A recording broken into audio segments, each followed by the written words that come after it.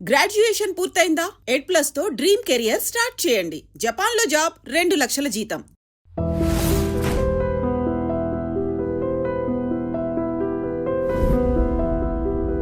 తిరుపతిలో అర్చకులుగా పనిచేసిన ఒక అర్చకులు మధ్య చెప్పింది ఒక మాట వీడియోలో నేను చూసాను. ఏంటంటే, తిరుపతి హుండీలో డబ్బులు వేయకండి, అక్కడంతా దుర్మార్గం జరుగుతుంది అని చెప్పని ఒక స్టేట్మెంట్ ఇచ్చారు ఆయన. సో మీరు కూడా అక్కడ జరిగే పూజా విధానాలు కానీ కైంకర్యాలు కానీ సరిగా జరగటం లేదు అనేది ఇప్పుడు ఏమన్నా మారిందండి మీ ఉద్దేశ ప్రకారం, లేకపోతే ఎలా ఉండాలని మీ కోరిక? మారిందో లేదో మాకైతే తెలియదు ఇంకా, ఎందుకంటే మేము వచ్చిన ఇప్పుడు వెళ్ళలేదు అక్కడికి. అది అలిగి వెళ్ళలేదని చెప్పని విన్నాను నేను కూడా. అలిగి కాదు, అది మంచిగా జరగాలని మేము అనుకున్నాం. మంచిగా జరగడానికి మార్గాలు ఏర్పడాలి. ఇప్పుడు వచ్చినటువంటి సీఎం గారు కూడా అది మంచిగా చేస్తాము అని అంటున్నారు. We hope that good things will happen. ఏదైనా ఒకటి తప్పు జరుగుతుండేటప్పుడు దాన్ని ఎంకరేజ్ చేయడం అనేటటువంటిది సరైన పద్ధతి కాదు. గతంలో వచ్చినటువంటి సమాచారాన్ని బట్టి అందులో వచ్చేటువంటి బంగారాన్ని రకరకాలుగా దారి మళ్లించి అందులో వచ్చే ధనాన్ని రకాలుగా చేసి ఇలా చేశారని మాటలు వింటున్నాం మనం. ఆ బాధతోటి ఆయన అలా చెప్పు ఉండొచ్చు ఆయన. ఇప్పుడు దేవుడికి అర్పించడం is not a bad thing. అర్పించద్దు అనడం అతని తాత్పర్యం కాదు. ఎప్పుడైనా ఒక వ్యక్తి ఒక మాట మాట్లాడాడు అని అంటే we have to take to the spirit of the word, not to the literally. We have to take the word. పిల్లవాడి మీద అమ్మ జ్వరం వచ్చినప్పుడు నిర్బంధించి వాడైనా తింటానంటే, అరే సస్తావరా తిను, కోపంతో అప్పుడప్పుడు అలా ఉంటుంది. అంటే అమ్మ ఉద్దేశం ఆ పిల్లవాడి ప్రాణం పోవాలనే, తినమనే, రెండు కాదు. So spirit of the word is very very important than the words used in the particular sentence. So at any point of time it is the spirit that should be taken. పాపం ఆయన చెప్పడంలో కూడా తాత్పర్యం ఏమై ఉండొచ్చు? దుర్వినియోగం అయిపోతుంది. ఇలాంటి దుర్వినియోగం అవ్వడానికి వేసే వాళ్ళందరూ యొక్క శ్రద్ధ, వాళ్ళు విశ్వాసంతో వాళ్ళు వేస్తున్నారు తెలియక. అంచేత దాన్ని దుర్వినియోగం అవుతోంది కనుక దుర్వినియోగం కానివ్వద్దంటే మీరు వేయకుండా ఉంటే దాంట్లో దుర్వినియోగం అయ్యే అవకాశం ఉండదు కనుక అలా వేయొద్దని ఆయన అని ఉంటాడు. బట్ అతని అల్టిమేట్ మోటివ్ ఏమిటి? దుర్వినియోగాన్ని ఆపాలి అనేటటువంటిది అతని తాత్పర్యం. So let us take that the spirit of the word, let us take that. I think probably everybody appreciates also. ఏంటంటే ఇంతకుముందు ఆడవాళ్ళు ఇంటి బాధ్యతలు, పిల్లల బాధ్యతలు తీసుకునేవాళ్ళు. ఇప్పుడు దాంతోపాటుగా ఉద్యోగాలు కూడా చేస్తున్నారు. అంటే చేయాల్సిన అవసరం ఉన్నవాళ్ళు కొంతమంది, ప్యాషన్ కోసం చేసేవాళ్ళు కొంతమంది, డబ్బు కోసం మాత్రమే చేసేవాళ్ళు కొంతమంది. ఇందులో కూడా చాలా రకాలు ఉన్నాయి. అయితే భగవంతుడు స్త్రీకి నెక్స్ట్ జనరేషన్ని బర్త్ ఇవ్వగలిగే ఒక గొప్ప అవకాశం కానీ, తల్లే మొదటి గురువు అనేటువంటి ఒక పరిస్థితి కానీ, ఇంట్లో ఉన్న వాళ్ళందరూ కడుపు నిండా భోంచేయాలన్నా, ఆరోగ్యంగా ఉండాలన్నా, ఎవరి పనుల్లో వాళ్ళు ఇన్ టైం వెళ్ళాలన్నా, మళ్ళీ ఇంటికి వచ్చే వాళ్ళ సంరక్షణ చూడాలన్నా, స్త్రీకి నెక్స్ట్ జనరేషన్కి సంబంధించిన వాళ్ళకు ఒక వయసు వచ్చేంత వరకు ఒక గొప్ప బాధ్యత ఇచ్చాడు. ఆ బాధ్యతని గుర్తించలేక వంటింట్లోనే పడుంటున్నాం అన్న ఫీలింగ్లో మహిళలు ఉంటున్నారంటారా? లేదా ఇంట్లో ఉండేదే కదా ఆడది అని హస్బెండ్ కానీ లేదా మగవాళ్ళు కానీ పట్టించుకోకపోవడం వల్ల ఇటువంటి రెవల్యూషన్ వచ్చిందంటారా? మీ ఉద్దేశ ప్రకారం ఇలాంటి పరిస్థితుల్లో పిల్లలు ఇటు తల్లి తండ్రికి దూరం అయ్యి, పెద్దవాళ్ళ ఇంట్లో లేక న్యూక్లియర్ ఫ్యామిలీస్ అయిపోయి చాలా రకాలైన పరిస్థితుల్ని చూస్తున్నారు పిల్లలు. సో మీ ఉద్దేశ ప్రకారం కాలమాన పరిస్థితులను దృష్టిలో పెట్టుకొని మీరేం చెప్తారు? కుటుంబము అనేటటువంటిది ఒక పురుషుడు, స్త్రీ వారిద్దరూ కలిసి నిర్వహించాల్సినటువంటి ఒక బాధ్యత. It's a collective responsibility to make a family, to continue the progeny. దీనికి వెనకాతల మనం గుర్తించాల్సింది అసలు లక్ష్యం గుర్తించాలి. కుటుంబాన్ని ఏర్పరచడంలో కూడా ఒక లక్ష్యం ఉంది మన పూర్వపురుషులకి. లేకపోతే ఇప్పుడు అడవుల్లో తిరిగేటటువంటి పశువుల్లాగా హాయిగా ఎప్పుడు వాడికి భావం కలిగితే, ఎప్పుడు ఆమెకి భావం కలిగితే అప్పుడు ఇద్దరు కలవడం, ఎవడో సంతానానికి అనడం, తర్వాత వాళ్ళ దారిని వాళ్ళని వదిలేయడం, వీళ్ళు మానాన్ని వీళ్ళు తిరగడం, ఇలా చేయొచ్చు కదా మనుషులు కూడా. కానీ మనిషికి అట్లాంటి స్థితి ఏర్పరచలేదు. మనిషికి ఒక కుటుంబము, ఒక బాధ్యత, ఒక పరంపర, ఇవి ఏర్పడ్డాయి.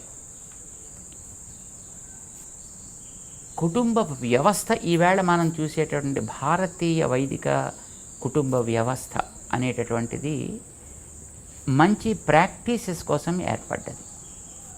మంచి ప్రాక్టీసెస్కి ధర్మము అని పేరు. ఏది వ్యక్తికి, వ్యక్తి ద్వారా కుటుంబానికి, కుటుంబం ద్వారా సమాజానికి, సమాజం ద్వారా ప్రకృతికి ఏది అనుకూలమైనటువంటి ప్రాక్టీస్ ఉంటుందో దానిని ధర్మము అని పేరు పెట్టారు. దాన్ని ధర్మం అంటే ఉపదేశాలు చేసేది కాదు. No, it is not something lies in the books also. It is a good practice that comes from person to the person by word of mouth. ఇలాగ రావడానికి ఒక వ్యవస్థ, పురుషుడు స్త్రీ కలిసి ఒక లక్ష్యం కోసం జీవించడం. Not just sharing the life is the purpose of the marriage. Sharing the life you can get anywhere, right? అంచేత కేవలం జీవిత భాగస్వామ్యం అనేటటువంటిది కష్టసుఖాలు పంచుకోవడం కోసమనే కాదు, నమ్మినటువంటి ఆచార విచారాలని కొనసాగించేటటువంటి జనరేషన్ని తయారు చేయడం కోసం. ఈ జనరేషన్ తయారు చేయడం అనే లక్ష్యం వచ్చేటప్పటికి ఒకరు ఆర్జించాలి, ఒకరు దాన్ని ప్రిజర్వ్ చేయాలి, యూటిలైజ్ చేయాలి. సే హస్బెండ్ పనిచేస్తున్నాడు అనుకోండి, భార్య ఆ బాధ్యత తీసుకోవాలి. లేదు భార్య పనిచేస్తాం అనుకోండి, హస్బెండ్ ఆ పని చేసుకోవాలి. ఓకే. ఇప్పుడు అమెరికా లాంటి దేశాల్లో పాపం ఈ బాధ్యత గుర్తించి ఒకళ్ళు పని చేస్తే ఇంకొకళ్ళు బాధ్యత తీసుకుంటున్నారండి.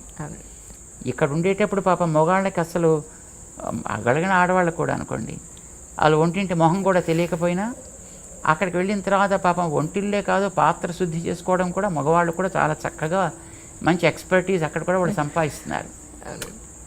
అంట్లు తోమడానికి పేరు పెడితే బాగుండేది కనుక డిష్ వాష్ అని పేరు పెట్టారు దాన్ని. మొత్తానికి ఆవిడ పనిచేస్తే ఈయన ఈ బాధ్యత చూస్తాడు, ఈయన పని చేస్తే ఆవిడ ఆ బాధ్యత చూస్తారు, ఇద్దరు పని చేస్తే ఇద్దరు వచ్చి పని చూసుకుంటారు. Correct. Need made them to understand their own roles and responsibilities. Perfect sir. మన దేశంలో దురదృష్టం కొద్దీ ఆ బాధ్యతను మర్చిపోయారు. మగవాడు మర్చిపోయాడు, స్త్రీ కూడా మర్చిపోయింది. మగవాళ్ళు డామినేట్ చేసే కొంతకాలం ఇక్కడ సాగినటువంటి విధానం వల్ల వీళ్ళు ఆడే మాటలకి, ఎత్తి పొడుపులకి ఆడవాళ్ళు నిజమే మేము ఒంటింటి కుందేళ్ళు అయిపోయాము అనే భావనలోకి వాళ్ళు వెళ్ళారు. ఇది తప్పు రెండు వైపులా ఉంటుంది. ఎప్పుడు రెండు చేతులు కలిస్తేనే చప్పుడు వస్తుంది, ఎప్పుడు ఒకవైపు నుంచి ఎప్పుడు చప్పుడు రాదు. సో కొంత తప్పు వీళ్ళల్లో ఉంది, కొంత తప్పు వాళ్ళల్లో కూడా ఉంది. కానీ ఎక్కడైతే బాధ్యతను గుర్తించినటువంటి వ్యక్తులు ఉన్నారో అక్కడ కుటుంబ వ్యవస్థ చెడిపోలేదు. గుర్తించని చోట yes, maybe it is a single unit, maybe it is a joint family, but disturbances crept in to that families. గుర్తించిన చోట ఎక్కడైనా అది బాగానే ఉంది ఇప్పటికి కూడా. But of course we can see sporadically just here and there, not it's a regular feature that we can observe it evidently. కుటుంబంలో మగవాడికి లేని గొప్పతనం ఆడదానికి ఉంది. ఇప్పుడు ధర్మాన్ని కంటిన్యూ చేయడం అని మనం ఎప్పుడైతే అనుకున్నామో, ధర్మాన్ని కంటిన్యూటీ అనేది సంతానం వల్లనే ఏర్పడాలి. సంతానాన్ని కనగలిగే సామర్థ్యం ఆడవాళ్ళకి తప్ప మగవాళ్ళకి లేనే లేదు. అంటే ఆడవాళ్ళకి భగవంతుడు జనరేషన్ని కంటిన్యూ చేయగలిగేటటువంటి ఒక గొప్ప వరాన్ని ఇచ్చాడు. తన బాధ్యతని ఆడవాళ్ళ చేతుల్లో పెట్టాడు, మగవాళ్ళ చేతుల్లో పెట్టాల. సృష్టి చేసేటటువంటి ఘనకార్యాన్ని ఆడవాళ్ళ చేతిలో భగవంతుడు పెట్టాడు. మరి ఆ చేసినటువంటి సృష్టిని సమర్థవంతంగా తర్వాత జనరేషన్గా అందించాలి అని అంటే it needs a lot of things to be attended to.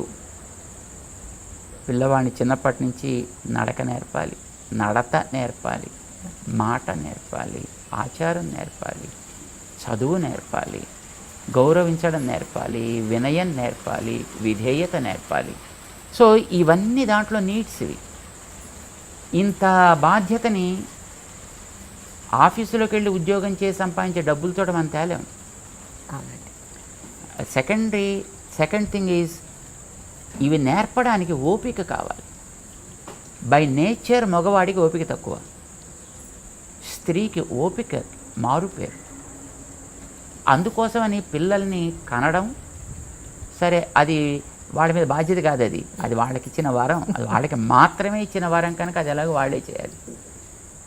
పెంచేటటువంటి ఓపిక కూడా మగవాళ్ళు లేదు కనుక ఆ బాధ్యతను కూడా వాళ్ళకే పెట్టారు. కానీ వాళ్ళ ఆ బాధ్యతలో ఉన్నారని వాళ్ళకి కావలసినటువంటి సౌకర్యాలు, వాళ్ళకి కావాల్సినటువంటి ప్రొటెక్షన్, వాళ్ళకి కావాల్సినటువంటి వనరుల సమీకరణ, ఇదంతా చేయడం మిగతా కుటుంబం యొక్క బాధ్యత. సో అందులో ఈ మిగతా సేకరించి ఇవ్వడం అనేటువంటిది సూపర్ఫిషియల్ యాక్టివిటీ. ఇట్స్ నథింగ్ పెద్ద రెస్పాన్సిబిలిటీ యాక్టివిటీ అయితే కాదు. ఇప్పుడు బిల్డింగ్ కట్టడం, స్కూల్ పెట్టడం, వ్యక్తుల్ని అపాయింట్ చేయడం, డబ్బులు ఇవ్వడం, ఇదైతే సూపర్ఫిషియల్ యాక్టివిటీ. అందులోకి వచ్చిన పిల్లవాడిని తయారు చేయడం ఈజ్ మోర్ రెస్పాన్సిబుల్ యాక్టివిటీ. అది టీచర్ లోపల చేస్తాడు ఆ పని. అది నిజమైనటువంటి పని. అంటే బాడీకి లైఫ్ అది. అందుకోసం కుటుంబానికి కూడా స్త్రీ లైఫ్ అయింది. అందుకోసం మన శాస్త్రాల్లో నా గృహం గృహమిత్యాహు గృహిణి గృహముచ్యతే. ఇంటిని ఇల్లు అనరు, ఇల్లాలుని ఇల్లు అంటారు. అందుకే ఆవిడ పేరు ఇల్లాలు. ఇంటిని ఏలగలిగినటువంటి ఆమె అని ఆవిడికి పేరు పెట్టారు. వీడికి కాదు. వీడు వస్తాడు, పని చేస్తాడు, కూర్చుంటాడు, తింటాడు, పడుకుంటాడు, మళ్ళీ పోతాడు. కానీ ఆవిడ ఇంటికి ప్రాణం పోసేటటువంటిది.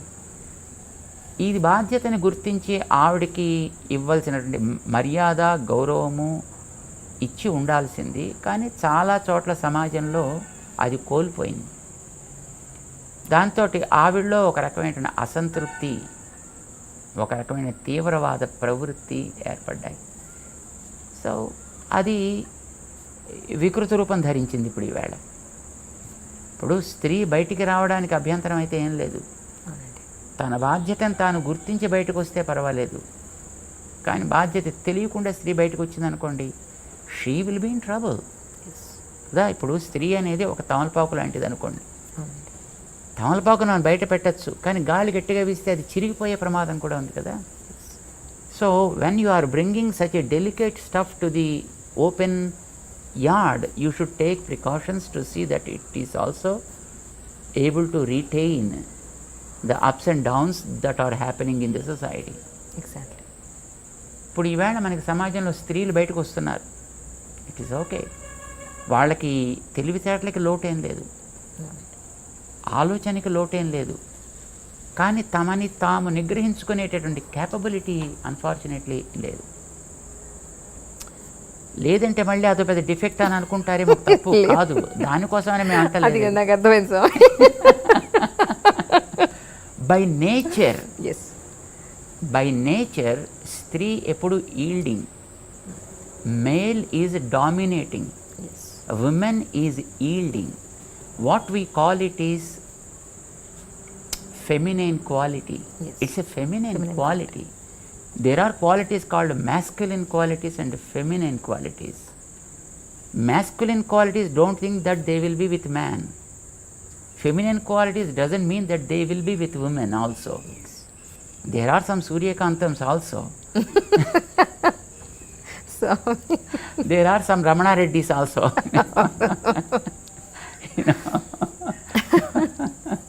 రమణారెడ్డి, రేలంగి ఏదో కొంతమంది ఉండేవారు ఇదివరకు. మా చిన్నప్పుడు ఎప్పుడు మాకు జ్ఞాపకం. ఈల్డింగ్ నేచర్ ఎవరి దగ్గర ఉంటుందో that is what we call the feminine quality. మగవాళ్ళలో కూడా ఆ క్వాలిటీ ఉండొచ్చును. ఎప్పుడు ఏ కాస్త చూసినప్పటికీ కరిగిపోయే గుండె కలిగిన మగవాళ్ళు ఉండొచ్చు.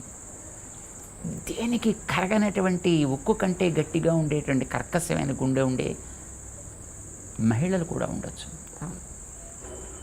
I'm not talking that every మహిళ is like that, every man is like that. What we call it's a feminine quality, it is masculine quality. So feminine qualities are more with female being. మహిళలకి ఆ రకమైన యోగ్యత ఉంది, ఎక్కువ భాగం అలా ఉంది కనుక వారికి తగినటువంటి ప్రొటెక్షన్ ఇవ్వడం అనేటటువంటిది, వారి యోగ్యతకి తగ్గట్టుగా వారికి ఒక బాధ్యతని, జనరేషన్స్ని తయారు చేసే బాధ్యతని ఇవ్వడం అనేటటువంటి సబబు అని మన వైదిక సమాజం గుర్తించి ఈ కుటుంబ వ్యవస్థను ఏర్పాటు చేసింది. ఇప్పుడు ఈవేళ బయటకు వస్తున్నారనుకోండి లేడీస్, వచ్చిన తర్వాత ఇందాక మీకు చెప్పాం కదా, ఈల్డింగ్ అనేది వాళ్ళ నేచర్ అని. ఇప్పుడు కూర్చుని అబ్బా నువ్వు ఇంద్రుడివి, నువ్వు చంద్రుడివి, నువ్వు సాక్షాత్తు మొత్తం ప్రపంచం అంతా ఇక్కడే ఉంది, నువ్వు ఇంత అందం అంత అందం అంటే జనరల్గానే వ్యక్తిలో ఒక రకమైనటువంటి కరిగిపోయే యాటిట్యూడ్ ఏర్పడుతుంది అనుకోండి. Then there are people to abuse that, and then the system gets collapsed. That's what we are facing today unfortunately. దీన్ని దృష్టిలో పెట్టుకుని బహుశా మన వాళ్ళు ఒక వ్యవస్థను ఏర్పాటు చేసి పెట్టారు. ఎగ్జాక్ట్లీ. ఆ వ్యవస్థకి తగినటువంటి గౌరవం ఇవ్వడం అనేటువంటిది అన్ని చోట్ల జరగాల్సింది, కానీ జరగలేదు. ఇదివరకు రోజుల్లో వివాహం అయిన తర్వాత భార్యాభర్త, చిన్నపిల్లలుగానే కదా వివాహాలు జరిగేవి. చిన్నపిల్లలు అంటే నాట్ స్మాల్ కిడ్స్ అని కాదు, ఒక వయసులో సే 25, 30 ఆర్ ఈవెన్ కొంచెం ఇటు అటు ఉన్నప్పటికీ కూడా, ఇప్పుడు మనిషి అన్న తర్వాత అప్పుడప్పుడు కొన్ని సరదాలు ఉంటాయి. సరదాగా వీడు మాట్లాడినప్పుడు ఆమె రిసీవ్ చేసుకోలేకపోవచ్చు, ఆమె మాట్లాడినప్పుడు వీడు రిసీవ్ చేసుకోలేకపోవచ్చు. ఇప్పుడు ఒకసారి ఒకళ్ళు ఎదట వాడిని సర్కాస్టిక్గా ఒక మాట అన్న తర్వాత వాళ్ళ మాట అంటే వీడు అంత దాన్ని స్పోర్టివ్గా తీసుకోగలిగే కెపాసిటీ ఉండాలి. ఆ కెపాసిటీ లేదనుకోండి, ఎదటి వాడిని కూడా వీడు అనకూడదు, కానీ వీడు మాత్రం అనేస్తాడు, అవతల వాడంటే వీడు తట్టుకోలేడు. సో అలాంటి అప్పుడు ఏమవుతుంది, రిఫ్ట్ ఏర్పడుతుంది. ఇదివరకు రోజుల్లో అయితే కుటుంబాల్లో వాళ్ళ తల్లి తండ్రి వాళ్ళ పక్కన ఉండేవారు. తాత్కాలికంగా కోపతాపాలు ఆవేశాలు వచ్చినా ఆ పెద్దవాళ్ళు ఉన్నారనే గౌరవం చేతో మర్యాద చేతో చెయ్యి జుట్టు దాకా వెళ్ళేది కాదు. ఎక్కడో కాస్త అడ్జస్ట్ అయ్యి ఉండేవాళ్ళు. తర్వాత ఎప్పుడో ఇద్దరు కలిసినప్పుడు ఎప్పుడైనా కొట్టుకునేవారు తిట్టుకునేవారు మనకు తెలియదు. అట్లీస్ట్ బయటకు వచ్చినప్పుడైనా కాస్త మంచిగా ఉండడానికి వాతావరణం పెద్దవాళ్ళు ఉండడం వల్ల అది తోడ్పడేది. Now what happened is they are migrated to cities or to the offices. అక్కడ ఎప్పుడైనా చిన్న కోపం వచ్చిందనుకోండి, there is no protection for them. ఇప్పుడు అమ్మో నాన్నో అమ్మమ్మో తాతో ఎవరో ఒకళ్ళు ఉంటే కనీసం వాళ్ళు ఎవరే నాన్న ఇలా ఉండరా, ఇలా ఉండమ్మా అని చెప్పడానికి అవకాశం ఉండేది. ఆ వెనకాతలు ఉండేటటువంటి ఆ ఫ్యాక్టర్స్ ఎప్పుడైతే లోపించాయో, మనిషిలో ఒకసారి కొంచెం కోపం వచ్చిందనుకోండి, వాళ్ళు మాట్లాడితే నేను చూస్తానులే, వాళ్ళు మాట్లాడితే నేను చూస్తానులే, వీడు మాట్లాడు ఆమె మాట్లాడదు, ఆ gap no that becomes big. And within few months or days then they go on diversions and divorce. These kind of things are happening. ఇలాంటి సిచ్యువేషన్ వచ్చినప్పుడు దాన్ని యూటిలైజ్ చేసుకునే వాళ్ళు there are people all around, because is a society. See there are people of all kinds available in the society. ఇది ఇప్పుడు ప్రస్తుతం మన సామాజికమైనటువంటి స్థితి. అయితే ఇప్పుడైనా ఎవరిలో ఏ రకమైనటువంటి సామర్థ్యం ఉందో ఆ సామర్థ్యానికి తగ్గట్టుగానే రోల్స్ అండ్ రెస్పాన్సిబిలిటీస్ మన వైదికమైనటువంటి వ్యక్తులు మనకు అందించారు. వాటిని మనం గుర్తించి వాటిని జాగ్రత్తగా మనం సంరక్షణ చేసుకుంటూ, వెనకాతల మనకి ఎప్పుడైనా పెద్దవాళ్ళ యొక్క ఒక ఆసరా ఎప్పుడైనా మనకి ఉండేటట్లుగా వ్యవస్థని మనం కనుక కాస్త ఇంప్రూవ్ చేసుకోగలిగితే, ఐ థింక్ ఇప్పటికి కూడా మన సమాజంలో విలువల్ని జాగ్రత్తగా పెంచుకుని కాపాడుకోగలిగే అవకాశం ఉంది. చాలా వరకు డైల్యూట్ అయిపోయినప్పటికీ కూడా, చాలా వరకు అన్ఫార్చునేట్లీ అదర్ వాటర్స్ మన దాంట్లో కలుస్తున్నప్పటికీ కూడా, still there is a chance where we can improve the systems.